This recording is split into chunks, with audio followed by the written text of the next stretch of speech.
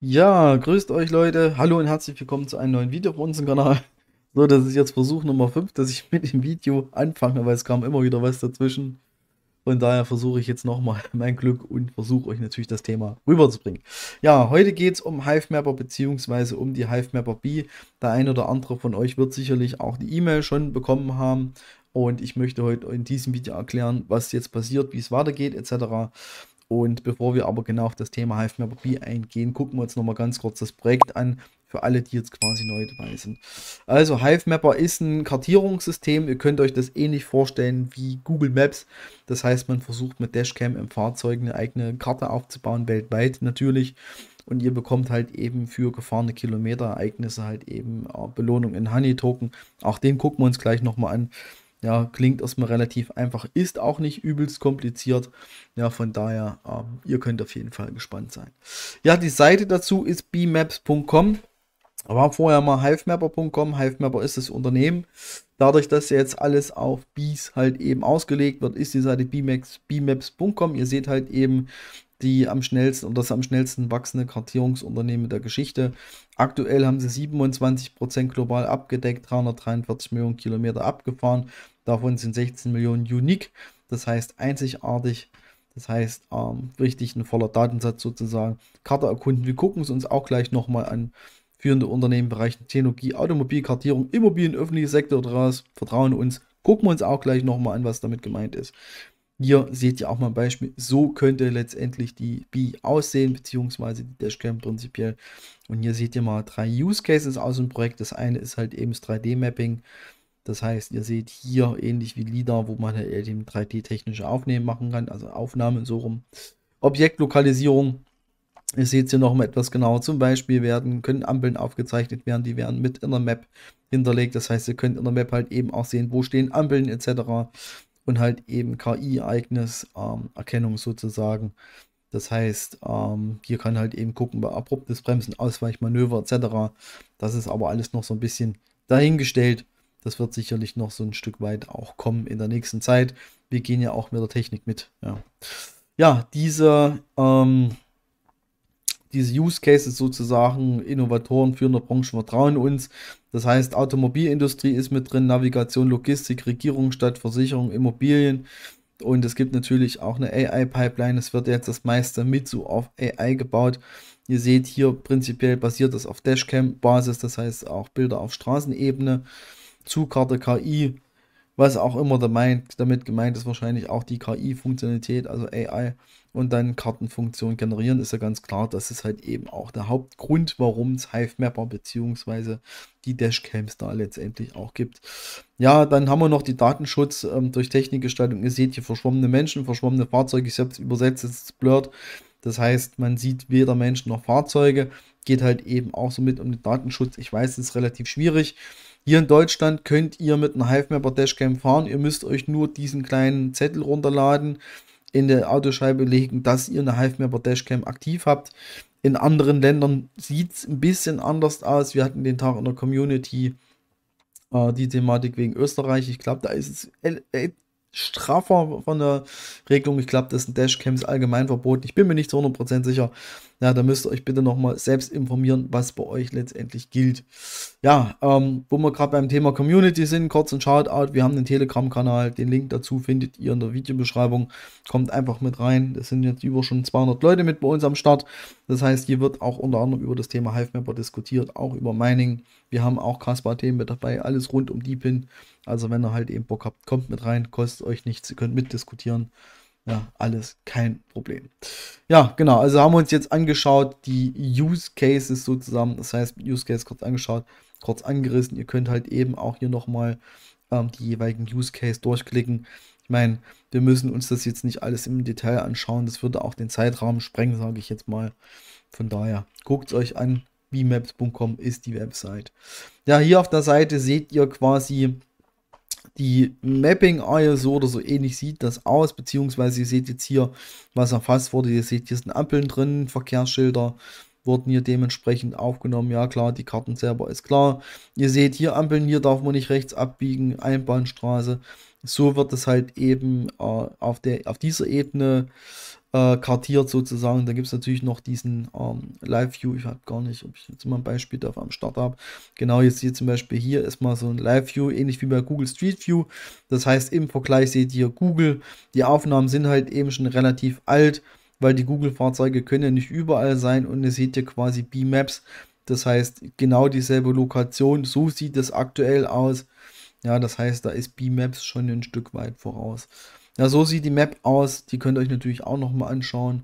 Ihr seht ja auch unter dem Netzwerk, ihr seht hier Coverage quasi, was wurde halt eben abgedeckt.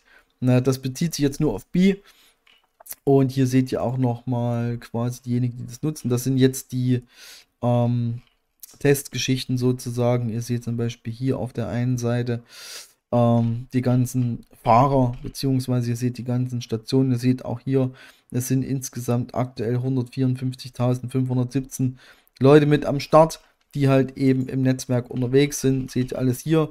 Ihr könnt hier immer mal reinschauen bei denjenigen, was hat derjenige an Reward sozusagen bekommen, ja, und so weiter und so fort.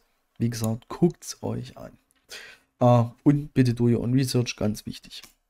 Ja, das ist die Bi, das heißt, ist ja schon relativ lange im Vorverkauf gewesen, beziehungsweise wir haben uns ersten Bestellversuch im Dezember gemacht für die normale Dashcam. Dann, das hat auch lange gedauert. Dann konnten wir upgraden im Februar auf die Bi. Das haben wir jetzt auch gemacht, und ihr seht halt eben hier, hier wird es nochmal erklärt, Bi, ultimative Mapping-Miner, der sich mühelos aktualisieren lässt, aktuellste Karte der Welt. Hier wird das Ganze nochmal erklärt, unterstützt halt eben LTE und Wi-Fi. Also es gibt zwei unterschiedliche Versionen davon. Einmal LTE, einmal Wi-Fi. Ja, und ihr seht hier, das Angebot endet am 15. März. Das ist schon wieder eine ganze Weile her, dass man sich das bestellen konnte. Ja, von daher, Vorbestellung ist quasi durch. Und die von euch mitbestellt haben, die betroffen sind, haben eine E-Mail bekommen, wo genau das drin steht. Und zwar haben wir die Biene für die Massenproduktion freigegeben. Der Beitrag ist vom 30. September, das heißt, wir sind relativ aktuell, was das Thema angeht. Und ihr seht es halt eben hier. Hier sind sie aktuell dabei mit so einem selbst 3D gedruckten Gehäuse sozusagen, gerade so in der Testphase. Und hier steht auch nochmal ein Beitrag drin. Wir freuen uns, heute bekannt geben zu können, dass wir die Massenproduktion der Pi freigegeben haben. Dieser Sommer hat das Team B-Maps mehrere Dutzend B-Dashcams Prototypen getestet, um sicherzustellen, dass wir den kompletten Ausgaben ausgewählt haben. Ja, ihr seht hier nochmal über 350 Millionen Kilometer wurde mit der HDC bzw. HDCS kartiert, so rum. Und hier wird auch nochmal erklärt, dass halt eben voraussichtlich im Q4 das verschickt wird. Hier steht aber auch nochmal wichtig, dass der Produktionsbeginn, also hier steht auch nochmal, wir sind sehr zuversichtlich, dass wir im 4. Quartal mit der Auslieferung der endgültigen Produktversion der Bi an den Besteller beginnen können. Hinweis, dass der Produktionsbeginn derzeit sind 10.000 Einheiten vorbestellt. Und das ist so eine Geschichte. Zum einen bedeutet dieser Satz, es wird ab Q4 2024, jetzt habe ich überlegt, welchen Jahr wir sind, 2024 produziert. Das heißt theoretisch gesehen ab heute ist der 1. Oktober. Ja, das heißt aber auch im Grundprinzip, dass es auch sein kann, dass es dieses Jahr die Bi gar nicht mehr kommt. Weil wenn jetzt erst die Produktion losgeht, das Ganze muss ja dann quasi noch von Lager A nach Lager B, eine Testeinheit, dann muss halt eben das Ganze auch in den Versand gebracht werden, versteuert, verzollt, etc. Also das wird halt eben sich noch dauern. Und was mir ehrlich gesagt ein bisschen Kopfschmerzen macht, und da bin ich auch relativ ehrlich zu euch, es sind 10.000 Einheiten vorbestellt. Das heißt, 10.000 Leute kriegen die Bi, und ich weiß nicht, wie ihr zu der Bi gekommen seid. Auf jeden Fall, wir haben einen Bonus noch dabei.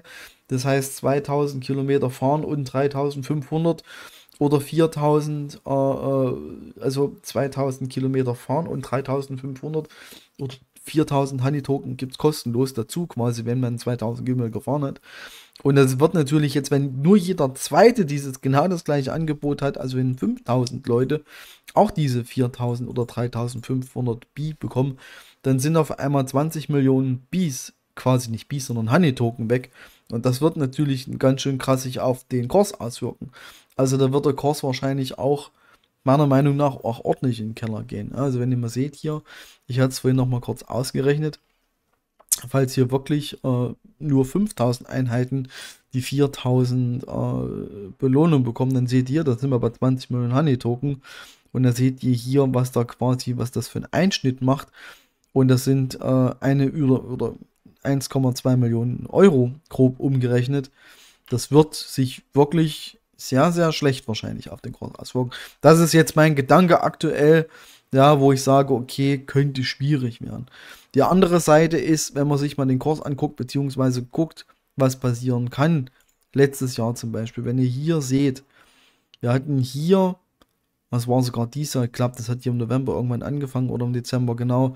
Ihr seht hier, dass halt eben ab November, seht ihr Ende November, Dezember 2023, was möglich war, wo da der Preis hingeschossen ist, beziehungsweise jetzt Anfang 2024, hier 18.01.2024 mit knapp 29 Cent.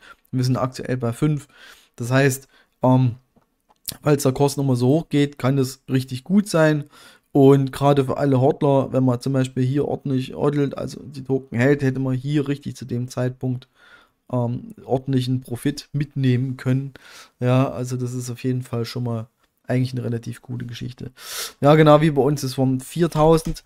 Das heißt, wenn unsere Cam kommt, aber ich muss es, beziehungsweise unsere Cam kommt nicht, ich habe meine storniert, weil mir dauert es persönlich gesagt zu lange und ich befürchte halt eben wegen diesen ganzen Camps, dass halt eben auch der Kurs nach unten steigen wird.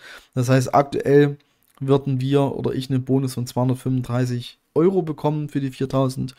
Das ist ungefähr die Hälfte von dem, was ich für die Dashcam bezahlt habe. Ja, aber ich habe letzte Woche mich dazu entschieden, meine Hive-Member-Bestellung zu stornieren. Einfach, ja, weil ich habe da wirklich Bedenken dran, dass es halt eben bei über 10.000 Einheiten, ihr kennt ihr ja, es wird schwierig, weiß ich nicht. Aber jeder muss selbst entscheiden, was er macht. Ja, letztendlich lange Rede, kurzer Sinn. Die Bi kommt, ihr habt es hier gelesen, wird halt eben im Ende 2024, gehen wir von aus, sie kommt Anfang 2025. Dann ist die endlich bei euch da. Ja, ihr seht ja nochmal aktuell den Status, sicherlich 3D gedruckt. Sie haben es aber auch hier nochmal geschrieben. Es liegt halt eben daran, dass die Form, die Spritzgussform quasi auch noch nicht fertig waren. Die mussten ja auch erst hergestellt werden. Von daher drücke ich mal jeden den Daumen, der quasi sich für eine Hive-Member-Bee entschieden hat, dass damit halt eben auch Profite eingefahren werden. Ich hoffe es natürlich für euch, ganz klar. Ja, und ansonsten soll es das von mir gewesen sein. Schon wieder genug gelabert. Ich wollte eigentlich nur sagen, dass der Hive-Member-Bee jetzt demnächst in Umlauf geht. Sind wir schon wieder bei knapp 13 Minuten. Von daher würde ich sagen, soll es das von mir gewesen sein. Ich bedanke mich bei euch. Bis die Tage. Bis später. Ciao.